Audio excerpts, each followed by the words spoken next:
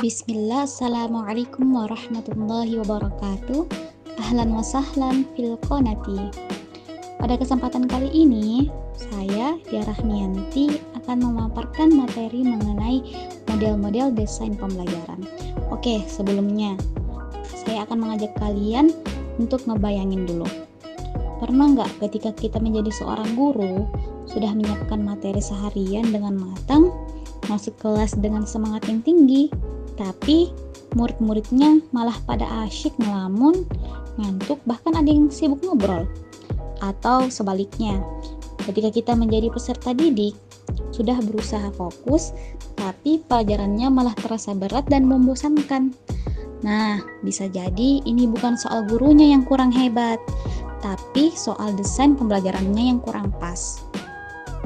Di video ini, kita akan kupas tuntas model-model desain pembelajaran yang bisa bikin kegiatan belajar jadi lebih hidup, terarah, dan pastinya seru. Siap? Let's go! Apa itu desain pembelajaran? Nah, desain pembelajaran adalah proses sistematis untuk merancang, melaksanakan, dan mengevaluasi pembelajaran untuk meningkatkan efektivitas, efisiensi, dan daya tarik pembelajaran serta membantu guru mencapai tujuan pembelajaran dengan tepat. Desain pembelajaran itu bukan hanya soal menyusun RPP ya, teman-teman. Nah, ini adalah seni dan sains dalam menciptakan pengalaman belajar. Bayangkan, ketika kita mau pergi ke suatu tempat yang baru, kalau tanpa rute atau GPS, pasti bakal nyasar. Nah, desain pembelajaran itu GPS-nya seorang guru. Dengan itu, guru tahu mau kemana, lewat mana, dan bagaimana sampai ke tujuan. Jadi, bukan sekedar mengajar, tapi mengantarkan siswa sampai benar-benar paham. Oke, selanjutnya kita akan masuki model-model desain pembelajaran. Yang pertama ada model AD, yang kedua model Dick and Carey, yang ketiga model Assure, model keempat model CAM, dan kelima model ARCS. Nah, yang pertama model AD. AD adalah model paling populer dan paling fleksibel. Nama AD itu bukan nama orang ya, tapi singkatan dari 5 tahap penting. Yang pertama itu analisis kebutuhan siswa dengan cara belajarnya. Nah, jadi kita harus mengetahui kebutuhan belajar seorang siswa. Yang kedua itu desain, merancang tujuan, materi, metode, dan evaluasi pembelajaran. Yang ketiga, develop itu membuat media dan bahan ajar, yaitu mempersiapkan semua alat-alat sebelum pembelajaran dimulai. Keempat, implement, yaitu pelaksanaan pembelajaran. Nah, yang kelima itu ada evaluasi, lakukan evaluasi dan perbaikan. Nah, saya akan memberikan contoh ketika seorang guru bahasa Arab ingin mengajarkan mufradat baru, ia mulai dengan menganalisis kebutuhan siswa, misalnya dengan menggunakan media flashcard, mengajarkannya di kelas, dan akhirnya mengevaluasi apakah murid-muridnya paham dengan kosakata yang telah dipelajari pada saat itu. ED itu kayak resep andalan, kalau kamu ikutin dengan benar, hasilnya pasti memuaskan. Nah, selanjutnya itu ada model Dick and Carey. Nah, model Dick and Carey itu seperti resep masakan. Dick and Carey itu blueprintnya, arsitek lebih detailnya dan sistematis. Oke, model Dick and Carey itu menyusun pembelajaran secara sistematis dengan fokus, tujuan, analisis, evaluasi, dan revisi.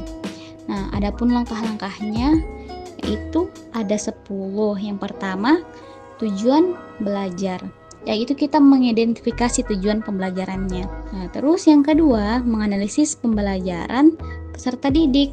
Nah, jadi kita menganalisis pembelajaran apa yang akan dilakukan dan menganalisis karakteristik peserta didik. Ketiga itu menentukan tujuan khusus dalam suatu pembelajaran.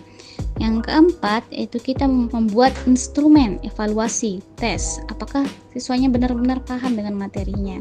Selanjutnya, itu menyusun strategi dan materi pembelajaran. Nah, selanjutnya yaitu melakukan evaluasi formatif, revisi, dan sumatif. Oke, model ini sangat cocok untuk menyusun modul pelatihan guru atau proyek pendidikan berskala besar.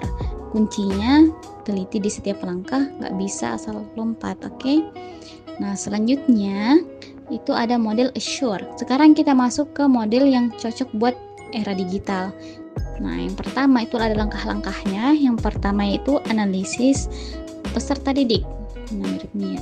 Yang kedua, state objective, yaitu menentukan tujuan pembelajaran. Yang ketiga, select media and materials, yaitu memilih media dan bahan ajar. Yang ketiga, utilize media and materials, gunakan media dan bahan ajar. Selanjutnya, require learner participation, libatkan peserta didik.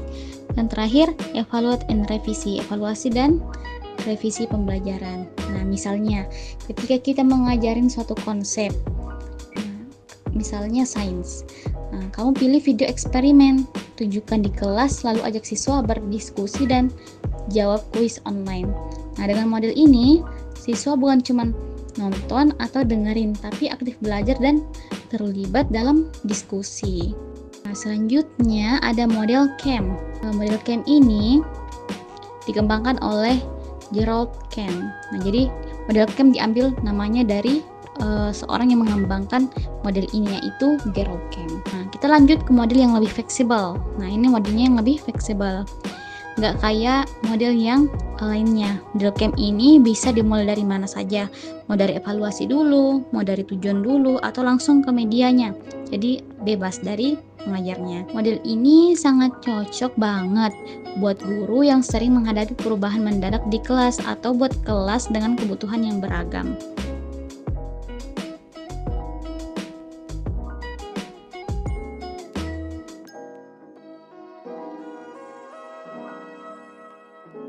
Improvisasi. Selanjutnya yaitu ada model RCS. Nah, model RCS yaitu model desain pembelajaran yang dikembangkan oleh John Keller untuk meningkatkan motivasi belajar siswa. Kadang pembelajaran gagal bukan karena materinya yang sulit loh, tapi karena siswanya nggak termotivasi. Nah, model RCS ini jawabannya. Model ini dikembangkan oleh John Keller sebagaimana yang disebutkan tadi.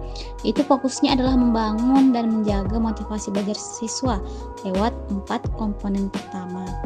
Yang pertama yaitu ada attention atau perhatian. Memulailah sesuatu dengan yang menarik seperti storytelling, video, atau pertanyaan. Nah, tujuannya bikin siswa langsung noleh, menarik perhatian dari seorang siswa tersebut. Yang kedua yaitu relevance. Nah, yang itu tunjukkan bahwa materi yang diajarkan berkaitan dengan kehidupan mereka. Siswa akan lebih peduli kalau tahu kenapa mereka harus belajar ini, tidak hanya sekedar belajar, tapi mereka mengetahui apa tujuan dari belajarnya ini. Nah, jadi relevan ini berkaitan dengan kebutuhan dan minat siswa. Bisa juga kita mengambil dengan minat siswa tersebut, maka siswa tersebut akan merasa tertarik. Nah, yang ketiga adalah confidence, percaya diri. Rancang tugas dan tantangan bertahap agar siswa merasa mampu. Saat mereka percaya diri, mereka akan lebih berani mencoba. Jadi kita akan mencoba menumbuhkan rasa percaya diri seorang siswa. Selanjutnya yaitu ada S, satisfaction. Nah, itu adalah kepuasan, memberikan kepuasan dari proses belajar, memberikan umpan balik, pengakuan, dan bahkan pujian saat siswa merasa puas dengan hasil belajarnya. Model RCS ini cocok banget dikombinasikan dengan model lain seperti AD atau Assure. Nah, supaya pembelajarannya bukan cuma terstruktur, tapi juga menggugah. Sebagai penutup, desain belajar itu ibaratnya seperti peta perjalanan. Sedangkan belajar dengan model yang tepat itu seperti pembelajaran yang sukses. Jadilah guru yang kreatif dan terencana. Mengajar itu bukan cuma menyampaikan materi, tapi mengantarkan siswa pada pemahaman sejati. Dan itu semua dimulai dari desain pembelajaran yang tepat. Dengan memilih model yang sesuai, kita bisa menjadi guru yang bukan hanya mengajar, tapi juga bisa menginspirasi. Yuk, jadi guru kreatif, terstruktur, dan siap menjawab tantangan di abad 21. Kalau kamu suka video ini, jangan lupa like, share, and subscribe ya. Wassalamualaikum warahmatullahi wabarakatuh.